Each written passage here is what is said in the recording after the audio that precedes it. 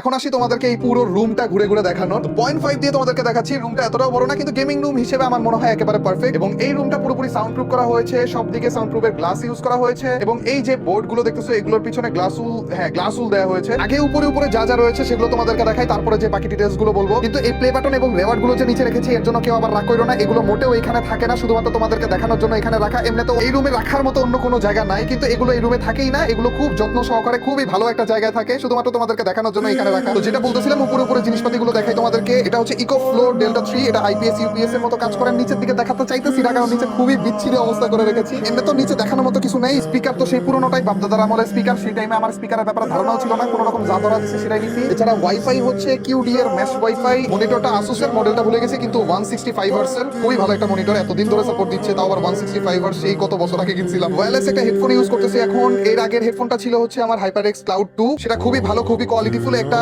Headphone ছিল, কিন্তু আমি ওয়্যারলেস ইউজ করতে চাচ্ছিলাম, যার কারণে এখন আছে হচ্ছে HyperX Cloud Stinger Core wireless. এবং এই হেডফোনটাও চেঞ্জ হবে। এই হেডফোনের 12টা বেজে আছে, মানে সবসময় এইভাবে পরি তো গায়ে লাগে না আর কি, কিন্তু এটা ছিঁড়ে বিড়ে রয়েছে ভাই, কি যে অবস্থা। এবং এই পাশে যে ফোনটা দেখতেছো এটা হালকা একটু টান দিলে পুরোটা খুলে এসে পড়বে। একবার যদি ভুলে খুলে যায় না তো অনেক কষ্ট করে লাগাইতে হয় আর কি। এছাড়া আমার মাইক হিসেবে এই পর্যন্ত যে কতগুলো মাইক আমি চেঞ্জ করছি ভাই রে ভাই, মেবি 4 থেকে 5টার মতো মাইক চেঞ্জ করছি। এবং প্রথম 1-2টার মতো মনে হয় ছিল একটু সস্তা বলতে তাও আবার 8-9 হাজার এরকম কিছু, আর বাকি সবগুলো ছিল এক্সপেন্সিভ। ব্লু ইয়েতি ছিল আমার কাছে, নোবল ছিল আমার কাছে, কিন্তু দিন শেষে বর্তমানে এই মাইকটা আমাকে খুবই ভালো একটা সাপোর্ট দিচ্ছে। এটা হচ্ছে ওয়েব 3, এলগাটো ওয়েব 3। এবং মাইকের যে স্ট্যান্ডটা রয়েছে এটাও কিন্তু খুবই সস্তা একটা স্ট্যান্ড। তো এগুলোই ছিল আমার সেটআপের দিক দিয়ে। আর কিছু কি রয়েছে? না, সবকিছুই তো দেখেছি। আচ্ছা, ড্রয়ারের দিক দিয়ে কিছু রয়েছে, সেগুলো তোমাদেরকে দেখে।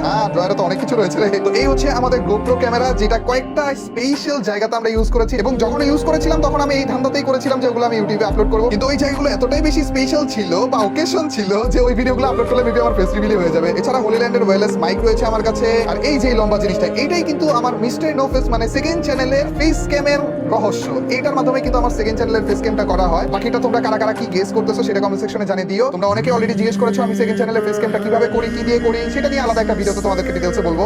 এছাড়া একটা গেমবল রয়েছে DJI এর, এইটা আমার অনেক জায়গাতে ইউজ করা হয়, বিশেষ করে প্রোডাক্ট রিভিউ যখন করা হয় তখন ইউজ করা হয় এটা। এছাড়া ভিতরের দিকে কয়েকটা জিনিস আছে, এগুলো গিফট টাইপের, যেমন এটার ভিতরে কিছু স্টিকার রয়েছে আমার লোগো এবং আমার মাথায়, এবং এইটার ভিতরে মেবি আমার ক্যারেক্টারের রয়েছে, এই দেখো। এবং এখানে একটা ঘড়িও রয়েছে, দেখতে পাচ্ছ। এই ঘড়িটা আমার জন্য অনেক স্পেশাল, কারণ স্পেশাল একটা ভাই আমাকে দিয়েছিল এবং গিফট হিসেবে এমন ভাবে রেখেছি, এটা কখনো পরিও নি, গিফট হিসেবে সাজিয়ে রেখেছিলাম আর কি। এবং এই পারফিউমটা এভাবে করে এখানে কেন রেখেছি, কারণ এটাও গিফট হিসেবে এসেছিল। এবং এইটাই সর্বপ্রথম পাওয়া কোনো সাবস্ক্রাইবার বলা যাবে না, আসলে ইউটিউবের মাধ্যমে পরিচয় হওয়া কারো কাছ থেকে গিফট সর্বপ্রথম। অনেকের কাছ থেকে তো অনেক রকমের গিফট আমি পেয়েছি, কিন্তু তোমাদের কাছ থেকে সর্বপ্রথম পাওয়া গিফট ছিল এটা, যার কারণে এটার প্যাকেট শুদ্ধ খুব যত্ন সহকারে আমি রেখে দিয়েছি। অবশ্যই এটা আমি পুরোটা ইউজ করে জাস্ট যত্ন সহকারে রেখে দিয়েছি আর কি। এবং এগুলোর বাহিরে আরো অনেক গিফট রয়েছে, যেমন এই যে মার্কটাও পেয়েছিলাম আমি, আগের উপরে যেটা রয়েছে এটাও আমরা পেয়েছিলাম গিফট হিসেবে। এবং বিশাল বড় যে জিনিসটা দেখতেছো এটা আমরা বার্থডে স্পেশাল গিফট পেয়েছিলাম। এইটা তোমাদেরকে দেখাবো করে দেখাইনি, এটার জন্য সেপারেট একটা ভিডিও আমি বানিয়েছিলাম। কি বুঝে বা কোন জিনিসটার জন্য জানি আমি ওই ভিডিওটা আপলোড করিনি, আপলোড করেও করিনি, কয়েকদিন লেট হয়ে গিয়েছিল, যার কারণে মেবি পরে আর করাও হয়নি। কিন্তু এই জিনিসটাতে আমার মডারেটর থেকে শুরু করে আমার ক্লোজ যত ভাই ব্রাদার রয়েছে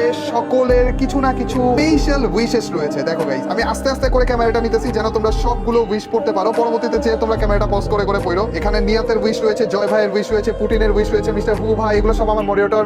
শোয়েব দাদুরও উইশ রয়েছে, সুব্রত দাদার উইশ রয়েছে, ইলুশমিস ওয়াইটি এর উইশ রয়েছে। এবং এই যে আর্টটা তোমরা দেখতে পাচ্ছ এটা পুরোটা হাতে আঁকা, যেটা আমার জন্য খুবই স্পেশাল ভাই। এই আর্টটা আমার জন্য গিফটগুলোর মধ্যে সবথেকে স্পেশাল গিফটগুলোর মধ্যে একটা। তো থ্যাংক ইউ এদের সবাইকে, এবং যারা এটা করতে হেল্প করেছে, যারা এটা প্যারাটা নিয়েছে, সবাইকে অনেক ধন্যবাদ। এবং এছাড়াও আরো অনেক কিছু কিন্তু রয়েছে, যেমন এই যে ওয়াটার পটটা, এটারও কিন্তু হিস্টোরি রয়েছে। এইটা মেইনলি সুব্রত দাদা। ইন্ডিয়াতে ইউটিউবের ইভেন্টগুলোতে গেমারদেরকে ডাকা হয়, আমাদেরকে তো ডাকা হয় না ভাই, কি আর বলবো, কিন্তু সুব্রত দাদাকেও ডাকা হয়েছিল এবং ওইখান থেকে এই পটটা দিয়েছিল ইউটিউব লেখা। যখন সুব্রত দাদা এই পটটা পেয়েছিল তখন ওনার ভিডিও দেখে আমি বলে দিয়েছিলাম ভাই অন্য কিছু আনো আর না আনো, এটা আমার জন্য আনা লাগবে ইন্ডিয়া থেকে। এবং ফ্রি ফায়ার থেকে দেয়া এই অ্যাওয়ার্ডটা, যেটার পিছনেও একটা লেখা ছিল অবশ্য, এই দেখো, মিস্টার ট্রিপল আর 2025 গ্লোবাল ইনফ্লুয়েন্সার রেকগনিশন। ও ভাই, আর ওইটারই পিছনে দেখতে পাচ্ছ এইটাও কিন্তু আর্ট করা, এটা ডিজিটাল আর্ট করা। আমার একটা ফ্রেন্ড নিজে হাতে আর্ট করে দিয়েছে।